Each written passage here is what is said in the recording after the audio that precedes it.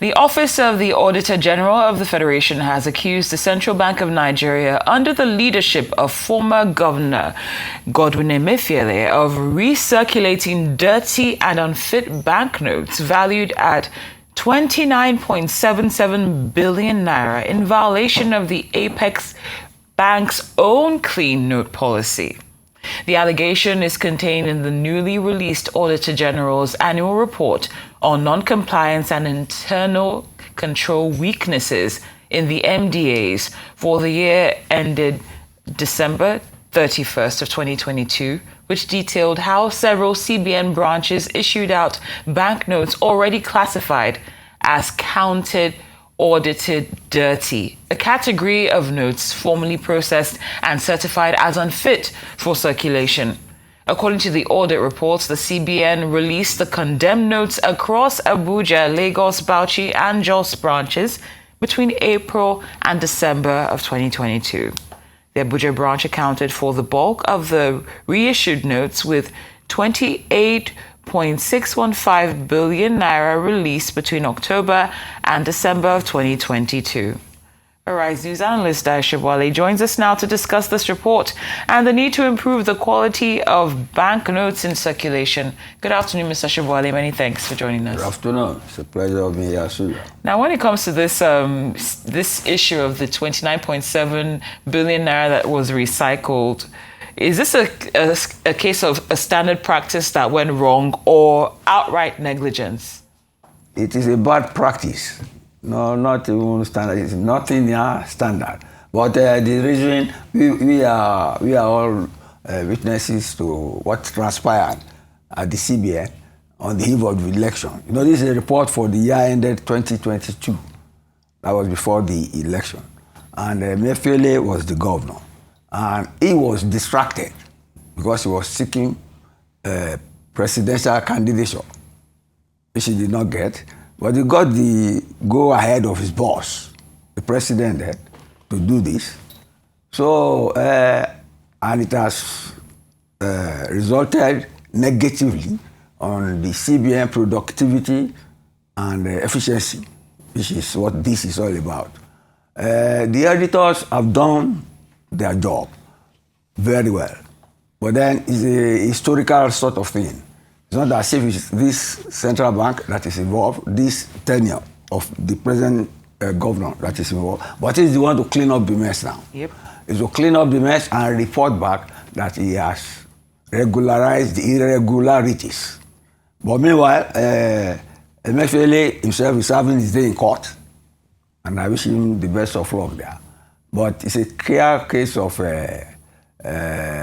distraction from the core duty of the central bank to get involved in politics and pay the price. If you remember, that was the era of currency redesigning on the eve of the election. And you know what trauma it caused people in terms of getting access. And some of the repercussions are still on now. Some banks still don't give out the money you want in the amount you want it. And it is your money anyway. They don't give out money on demand in the correct sum that you ask for. So the repercussion is on, which is a case of clear-cut inefficiency because of politicization of the leadership of the CBN. Let me leave it at that for now. Yes. Something that stood out to me in this report, there were different branches that were involved. Yes. And the Jos branch said that their release of cash was due to military demands during periods of heightened insecurity. How do you see that in the context of what's happening now when we're seeing this rise in insecurity? So this link between cash, the military, and insecurity. And that's, you have just isolated the military. They mentioned COVID too. There are so many things. But what you are discussing now is the availability of notes which are dirty. According to the law of the central bank, they are to be burnt. But then, I think about a decade ago, they stopped burning the currency because of the environmental factor. Because it's not environment friendly. So it's not as if they are doing anything different. and it's a historical observation, and it is to be corrected. The harm has been done, and you can see the repercussions are still ongoing. You see, there is a grievous health factor involved. Some of the notes, you smell them, you know that you are in trouble. So that is a public health issue. And some of the notes, you see, they spoil the ATMs. ATMs in the banks are to be filled with crisp new notes. But when you put this soggy note, it chokes, the ATM chokes. And then we have to spend a lot of money on them. So it is not even good for the profit of the banks. It's not good for public health. And it's because we always take ourselves for granted. You have a Ministry of Health. You have even the EFCC, but I will not ask the EFCC to come in on this, although in a way it is a sort of financial and economic inefficiency because they supply cash to the public, and public health is being challenged. And I would expect the Ministry of Health, because they have a public health section, but nobody will think along that line. But that's what they should have done. Caution them, caution the CBN, and let them tell us what happened. But then, you see, you can't kill a man twice. MFLA is on trial on so many issues. So, what is important now is house cleaning by this Cardoso regime on what transpired. And even if they don't do it well, the judge will report it in the next audit. So it's an ongoing house cleaning exercise.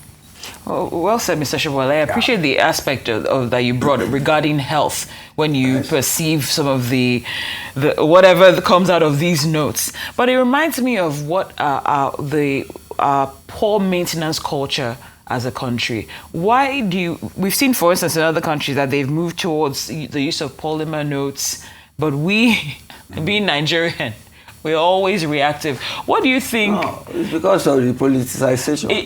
That's exactly one element, Mr. Sobowale. We have not recovered from that design. I'm with you on that. But Mr. Sobowale, when we see some of these images, for instance, like we just did on the screen, it just reminds you that we often wait for things to go really, really bad before we decide to make a change. No, I don't. It's not as if you are waiting. You see, this thing happened on the eve of a campaign. It's unusual. It has never happened before in this country. And we are dealing with the consequences of that. You get me? It's not as if you are waiting. Nobody waits for inefficiency. No, Mr. Sobowale, inefficiency comes from poor skills, low productivity. Yes, which is what is manifest. But it is politically motivated. I'm aware of the motivation, Mr. Sobowale. That is very clear. Yeah. But I'm just trying to expand this beyond, like using the note as a point of, to establish the point. I'm not agreeing. You're not agreeing. With generalization. When you look at our infrastructure, our roads and everything, what is getting me is to say, why are we always waiting? We're reactive. Who waits for disaster? If people are inefficient, tell them they're inefficient. Whether in all elements, we were very reactive. No, that is, how do I put it? It's not proper language to use. If people are inefficient, let us tell them they are inefficient and or they are unproductive, let us tell them that. Not that we are waiting. That's a general condemnation of the entire populace. It's a general observation, but I agree. It's fine for us not to agree. Nobody waits for inefficiency. Well, it creeps on if you don't perform well, if you don't use your equipment well, if your productivity is low, and if your people are not skilled, they are not well educated, if your environment is not on, you don't have the equipment, you don't have the technology, then it creeps in on you. It's not that you are waiting on it. It's inevitable if you are inefficient. So, next question.